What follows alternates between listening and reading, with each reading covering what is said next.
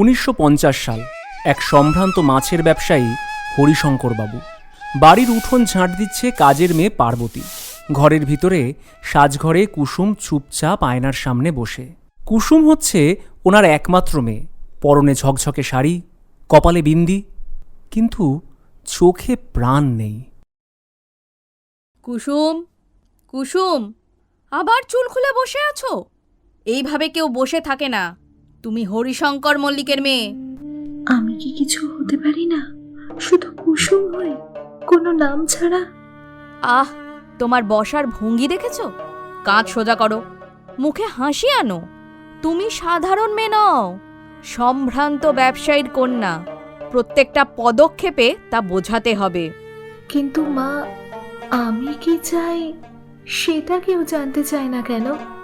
ওহ, ইচ্ছে! এই বাড়িতে কে কবে নিজের ইচ্ছে মতো চলেছে?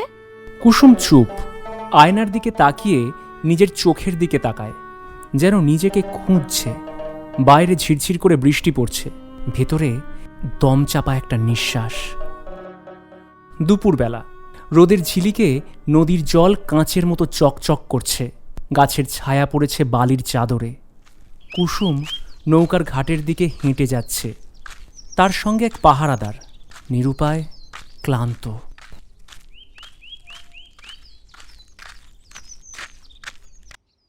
তুমি এখানে বসো, আমি একটু সামনের পাথরে বসবো, বই পড়বো।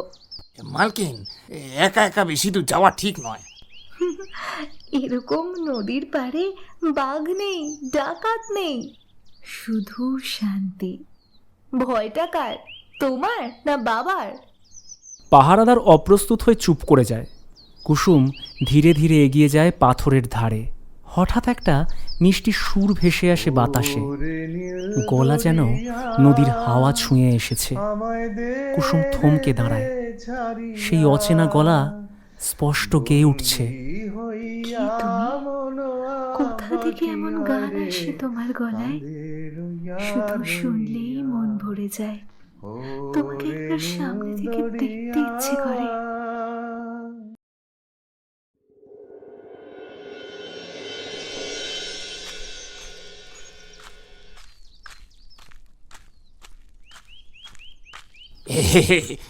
রোজ আসছেন মেম সাহেব? বই পড়া বুঝি জমে উঠেছে?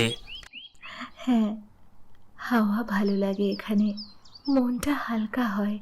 কিন্তু বইটা তো দেখি প্রতিদিন একই পাতায় খোলা থাকে। সব সময় পড়ার জন্যই তো বই হাতে নিই না, কিছু কিছু অপেক্ষার জন্যও লাগে। পাহারাদার কিছু না বলেই হালকা মাথা নাড়ে। কুসুম চোখ বন্ধ করে, নদীর ওপারে কান পেতে থাকে।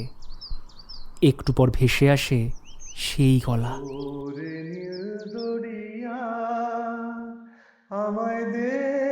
নৌকা তীরে এসে ভিড়ে। সেই মাঝি নামছে, পরনে ধুতি, কাঁধে গামছা, মুখে সহজ গাম্ভীর্য, চোখে দীপ্তি। কুসুম একটু পিছিয়ে যায়, কিন্তু চোখ সরাতে পারে না। মাঝিও কুসুমকে দেখে, চোখ আটকে যায়। আপনি রোজ আসেন? গান ভালো লাগে?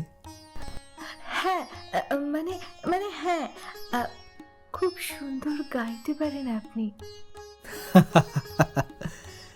গান তো নদীর কাছেই শিখেছি, যেমন স্রোত তেমন সুর। আপনার নামটা জানতে পারি? আর্য। আর্য? মানে খুব গম্ভীর শোনায়। মানে জানি না ঠিক, তবে মা বলতো যার মন সোজা আর পথ শক্ত তাকেই বলে আর্য। তাহলে নামটা আপনার সাথেই মানিয়ে গেছে। আর্য হেসে নদীর দিকে তাকায়।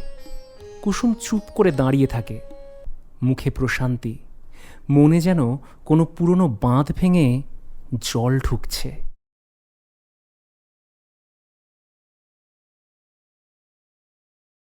শয়নে স্বপনে হাওয়ার ভেতরে আমি কেবল তোমাকেই দেখি আর্য।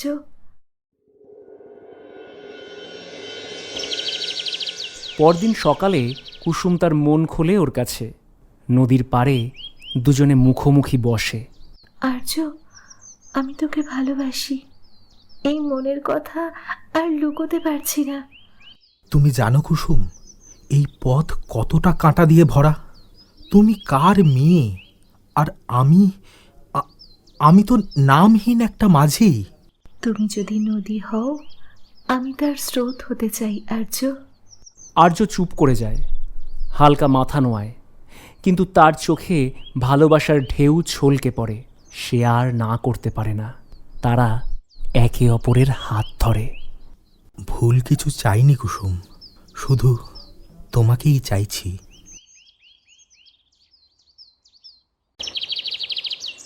কয়েকদিন পরে খবরটা পৌঁছায় কুসুমের বাবার কানে। বাড়ির ভিতরে ঝড় ওঠে। কুসুমকে ঘরের মধ্যে বন্দি করে ফেলা হয়। দরজায় তালা, জানালায় পাহারা। অন্যদিকে নদীর ঘাটে আর্যকে টেনে হিঁচড়ে ধরে আনে কয়েকজন মানুষ। তাকে মাটিতে ফেলে লাঠি চালায়। আর সাহস করে যেন ওর কাছেও না আসিস, বাঁচতে দেব না। আর্য ধুলো মাটি মেখে পড়ে থাকে, রক্ত মিশে যাচ্ছে কাদায়। তবু সে উঠে দাঁড়ায়, চোখে তার আগুন। আমার অপরাধ কি? ও ভালোবাসে আমাকে, আমিও ওকে ভালোবাসি। অপরাধ এই যে আমি গরিব। তাহলে তোমাদের ধন দৌলতি সব, মন কিচ্ছু না। আমি ভয় পাই না। ভালোবাসা আমার অপরাধ হলে আমি 1000 বার অপরাধী হব, 1000 বার।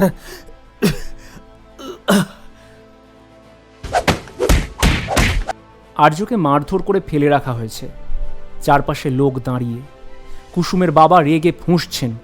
কুসুম জানলার ওপাশে কান্না চেপে তাকিয়ে আছে। আর্য ধুলো মাটি মাখা, কিন্তু দাঁড়ায়, চোখে তার ভয় নেই। আমি জানি আমি গরিব, আমি জানি আপনি আমাকে তুচ্ছ ভাবেন, কিন্তু আজ আপনি একটা কথা শুনে রাখুন, আমি একদিন আপনাদের থেকেও বড়লোক হব। তখন আপনি নিজে, হ্যাঁ আপনি নিজে কুসুমকে আমার হাতে তুলে দেবেন। কারণ আমি কুসুমকে শুধু ভালোবাসি না, আমি ওর সম্মানটাও অর্জন করব। তুই পাগল হয়েছিস নাকি আর্য? আজ তোকে যা করলো তাও তুই হাল ছাড়ছিস না? কুসুমের চোখের জল আমি ভুলতে পারি না। ওর জন্য আমায় নিজের মাথা তুলে দাঁড়াতেই হবে। তাহলে এবার কি করবি? কাল মাছ ধরতেও যাবি না বললি। না, মাছ নয়, এখন থেকে আমি আমার কপাল নিজে বানাবো। যে কাজটা সবাই করে সেটা করলে আমি একজন হব। আমার চাই অন্য রাস্তা, কম সময় বেশি উপার্জন। কিন্তু তুই তো মাছ ধরা ছাড়া কিছু জানিস না। শিখব। কাল সকালে তৈরি থাক, একটা জায়গায় নিয়ে যাব তোকে। সেইখান থেকেই আমাদের নতুন পথ শুরু হবে।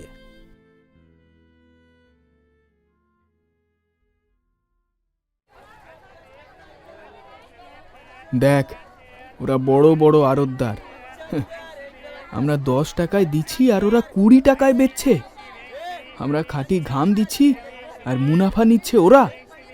তাই তো ভাবছিলাম, গরিব মাঝিদের শ্রম আর সাধারণ মানুষের পকেট, দুই দিকেই কাঁচি চালাচ্ছে ওরা। আমরা মাঝখানে দাঁড়াতে পারি বন্ধু। মানে?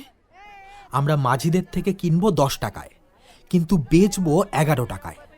20 টাকা নয়, 1 টাকা লাভ, কিন্তু মুখ তুলে তাকানোর মতো। তুই তো দেখি আসল ব্যবসায়ী। সময় এগোয়, ধীরে ধীরে ব্যবসা বাড়ছে। তুই কি পাগল? নিজের নামে আড়ত খুলেছিস?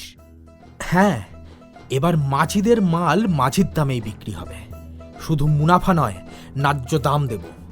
তার মধ্যেই ঠিক নিজের লাভটাও হতে থাকবে। নিজের নামেই দোকান খুলে বসলি, আর্য আড়ত? বেশি দূর যাবি না রে ভাই। দেখবেন তো কত দূর যাই। জল যেমন পথ খুঁজে নেয়, আমিও নেব। তোর মধ্যে আজ অন্য আলো দেখছি রে।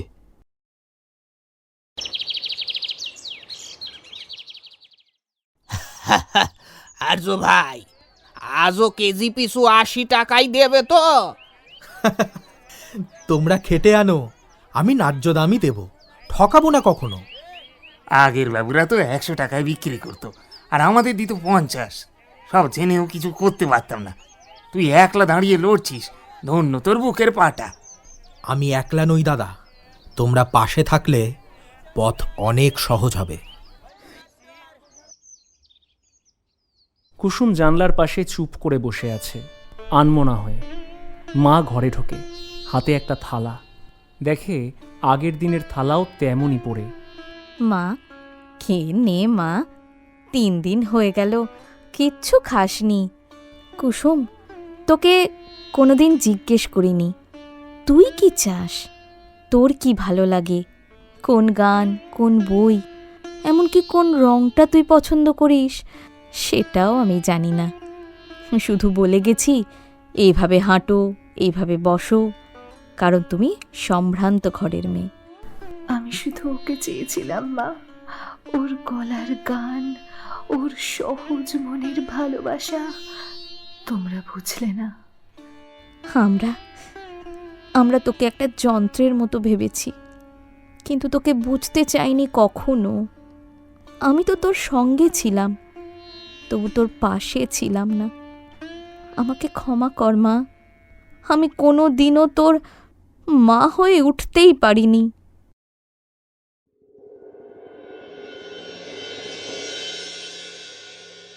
আপনি ডেকেছেন? হ্যাঁ, তুমি প্রমাণ দিয়েছ সম্মান জন্মসূত্রে আসে না, কাজ থেকে আসে।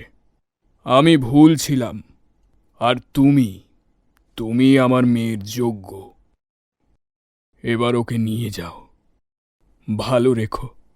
শুধু ভালোবাসা নয়, সম্মান দিয়েও ভালো রেখো ওকে।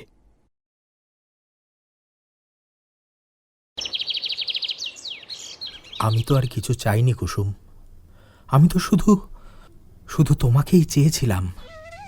তুমি ছিলে বলেই এতটা পথ হাঁটা গেছে। আর আমি শুধু চেয়েছিলাম কেউ একজন বলুক, তুমি যেমন তেমন ভাবেই ভালো। তুমি বলেছিলে। তুমি কি জানো, আমি যত বড় হয়েছি তত বেশি ছোট হয়ে এসেছি তোমাকে ফিরে পাওয়ার আশায়।